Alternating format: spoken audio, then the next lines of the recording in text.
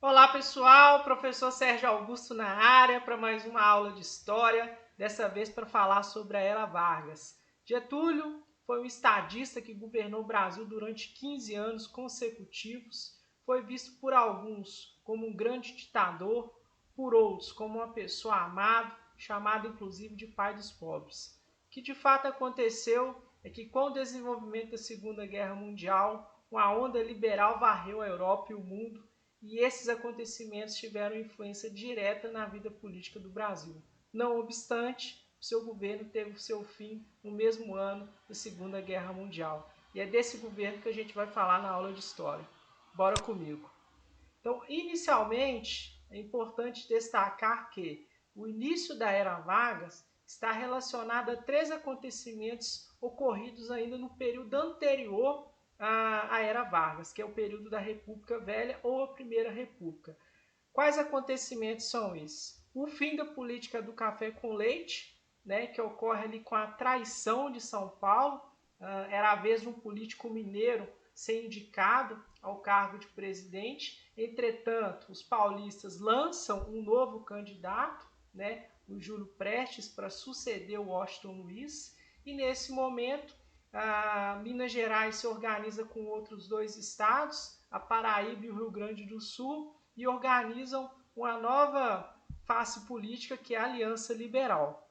A Aliança Liberal lança como candidato à presidência o Getúlio Vargas, tendo como vice o governador da Paraíba, o João Pessoa.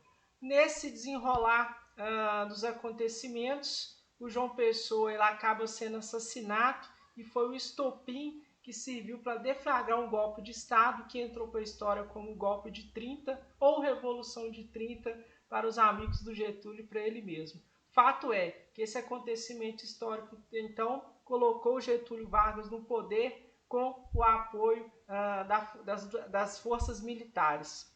E aí a gente tem o início da Era Vargas.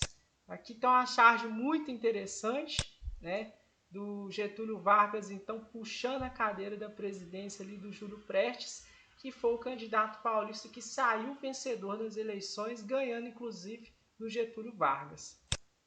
Mais adiante,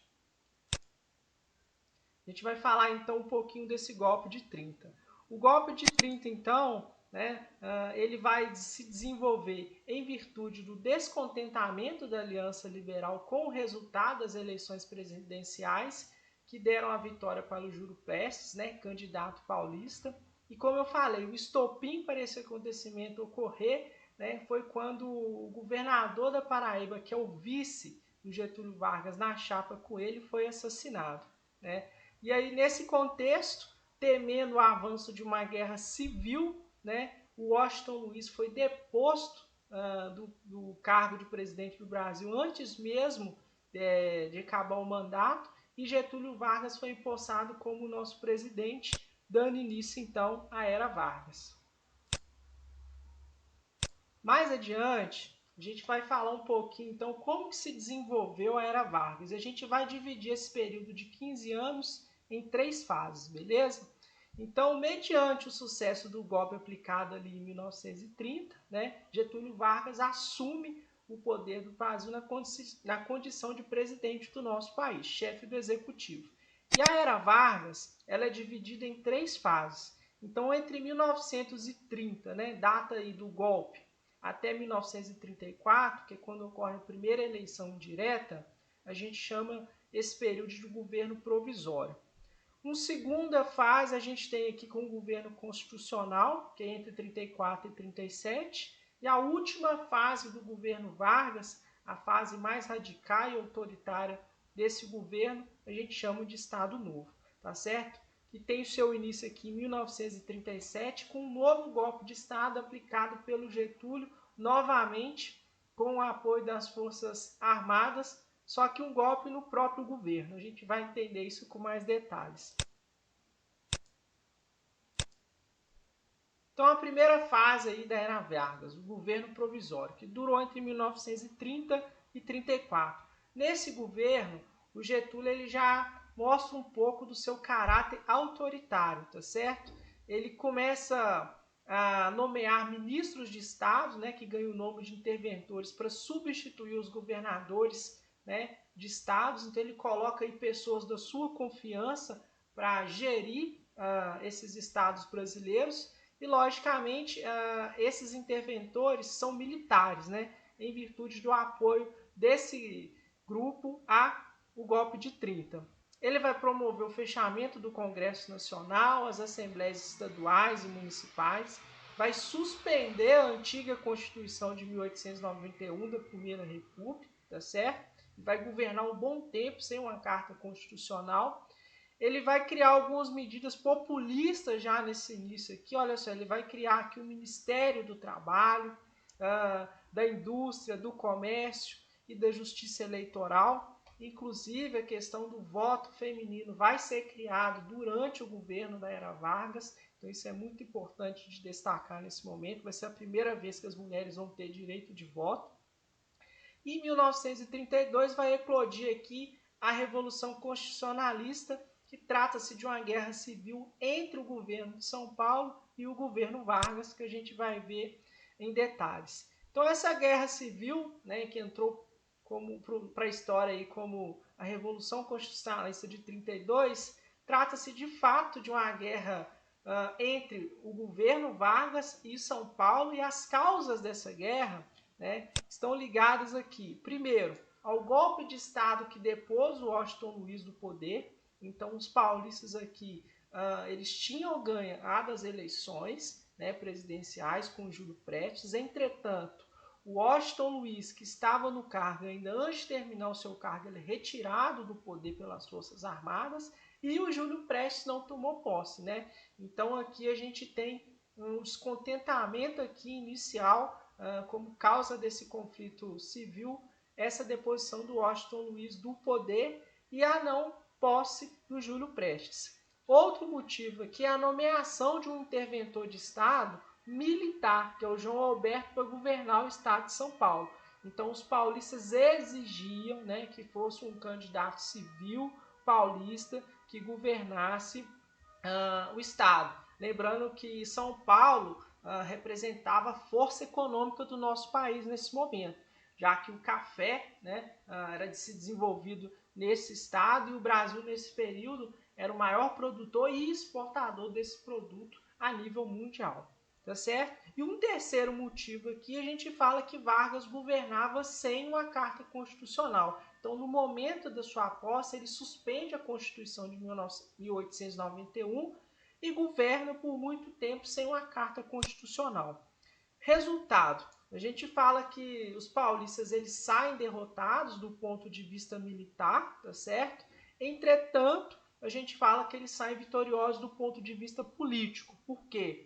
Os paulistas conseguem que Vargas promulgue uma Constituição, que é a Constituição de 1934, e eles conseguem também promover a substituição do interventor militar que governava São Paulo por um civil paulista.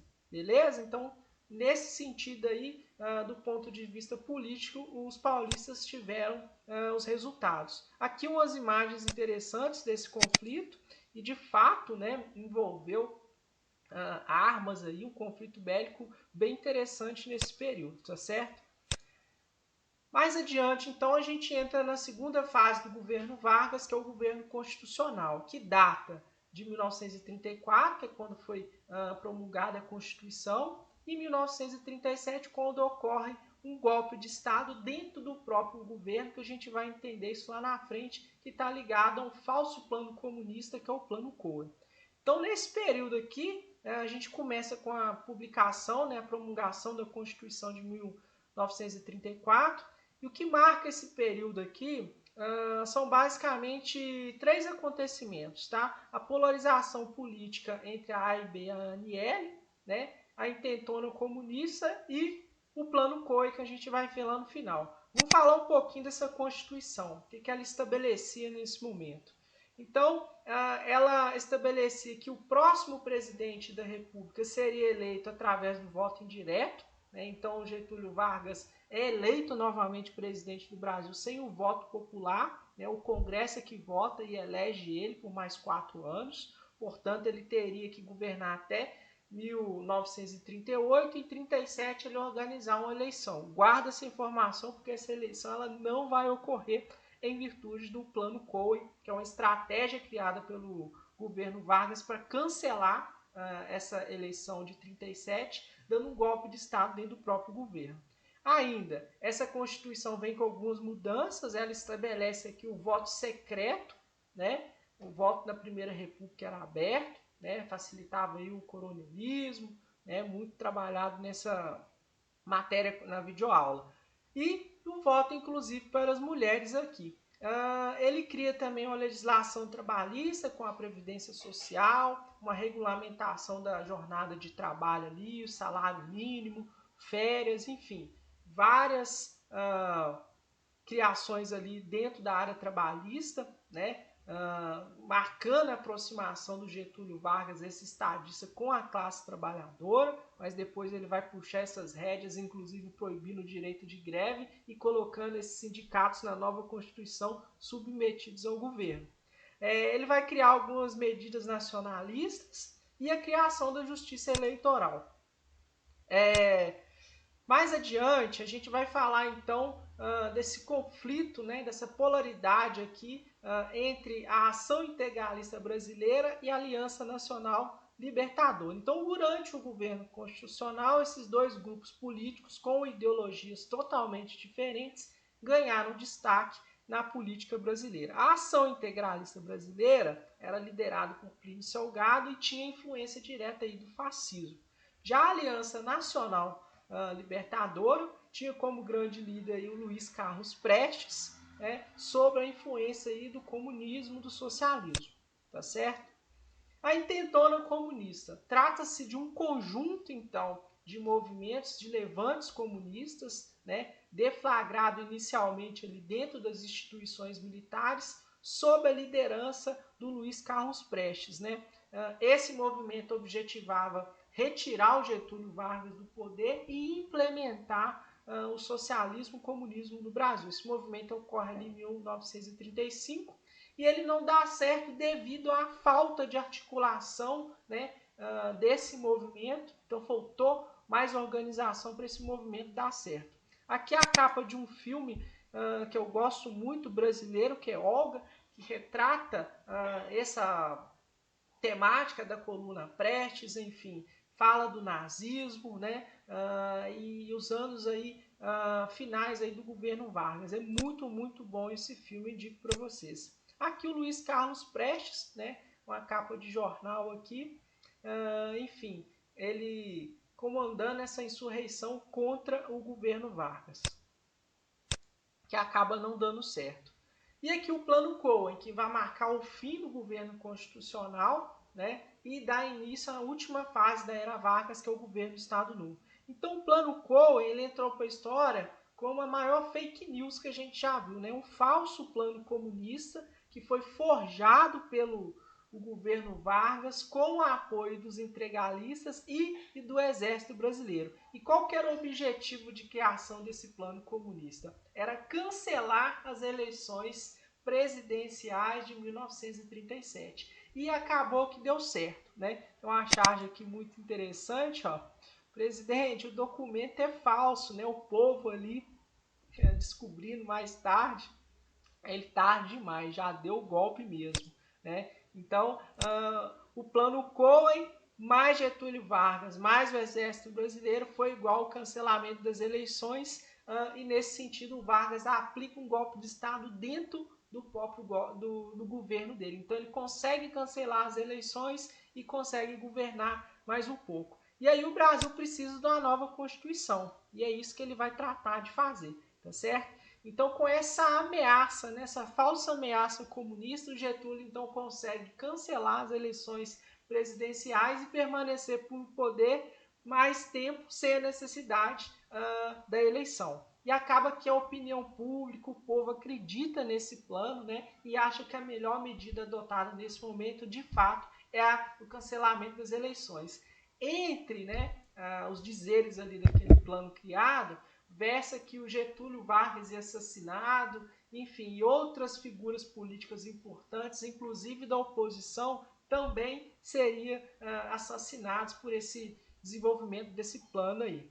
Enfim, o Vargas, então, ele precisa de criar uma nova carta constitucional, já que a antiga previu o estabelecimento de uma constituição, de uma eleição em 1937. Então, é criada aqui, ó, a Constituição de 1937, marcando o fim do governo constitucional e início da última fase mais radical, que é o governo do Estado Novo, tá certo? Então, nessa Constituição, apelidada de polaca, porque ela é muito parecida com a Constituição da Polônia, ela foi elaborada pelo Francisco Campos, pegando ali todo o ideal da Polônia sob influência nazista do Hitler, tá? Ó, a gente está falando de 1937. Então, nessa Constituição consta prorrogação do mandato presidencial por mais 6 anos, a nomeação de novos interventores para compor, né, os governos estaduais, mais uma vez uma medida autoritária que ele já tinha lançado mão. Ele fecha o legislativo nos 3 níveis. Que é isso? Congresso Federal, as assembleias legislativas estaduais e as câmaras municipais. O poder judiciário é subordinado ao executivo, dando mais força para o Getúlio Vargas, né? A eliminação do direito de greve, olha só, ele cria o Ministério do Trabalho lá atrás, agora ele já puxa, né, o autoritarismo dele aí em relação aos trabalhadores, e a vinculação direta dos sindicatos ao governo, tá certo?